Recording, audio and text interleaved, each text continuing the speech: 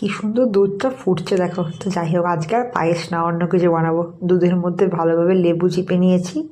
এইবার ছানা হয়ে যাওয়া পালা। তো ভালোভাবে ছানার জলটা চিপে নিয়ে ছানার মধ্যে দেখো ময়দা, একটু নুন, চিনি গ্রেট করে রাখা হচ্ছে, আদা, অল্প এলাচ থেতো করে, আর কাশ্মীরি লঙ্কার গুঁড়ো আমি সামান্য দিয়েছি। ভালোভাবে মেখে নিয়ে বা এভাবে গোল গোল শেপ দিয়েছি। টোটাল 8টা ছানার বড়া হয়েছে। তোমরা প্রত্যেকে জানো আমি অল্প তেলে রান্না করি, কারণ বাবাই অল্প তেলে রান্না খাওয়া পছন্দ করে। ইভেন আমিও ওটাই অভ্যস্ত হয়ে গেছি এখন। তো যাই হোক, তো একদম ভালোভাবে উল্টে পাল্টে ভেজে নিয়েছি। আর আমার কিন্তু গ্যাসের ফ্লেমটা একদম লো ছিল। এরপরে যেটা করব, দেখো সুন্দর করে আলু ছোটো ছোটো করে কেটেছি আমি। এরপর তেলে 5 ফোড়ন, একটা শুকনো লঙ্কা দেওয়ার পরে আমি টমেটো আর কাঁচা লঙ্কা অ্যাড করব। আর এর মধ্যে না একটু নুন দিয়ে দিয়েছি।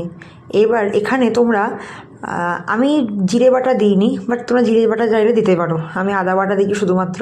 আদা একটু গ্রেট করে দিয়েছি, বাটাও নয়। ঠিক এইভাবে ময়েস্ট হয়ে গেলে, এই জায়গায় যখন আসবে ভালোভাবে কষি নিয়ে, তখন আমি হলুদ, লবণ, ধনে গুঁড়ো, জিরে গুঁড়ো এসব দিয়ে ভালোভাবে কষিয়ে নিয়েছি।